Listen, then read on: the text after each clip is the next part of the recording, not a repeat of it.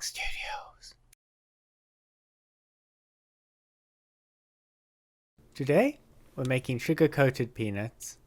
The ingredients for this recipe are as follows: 300 grams of peanuts, 1 cup of sugar, a third cup of water, a pinch of salt, and some food colorant is optional.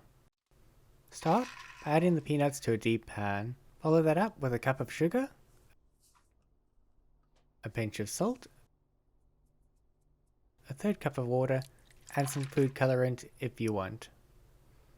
Turn the heat onto medium and bring it to the boil. Keep stirring it to prevent burning. It should start to crystallize after 7 to 10 minutes.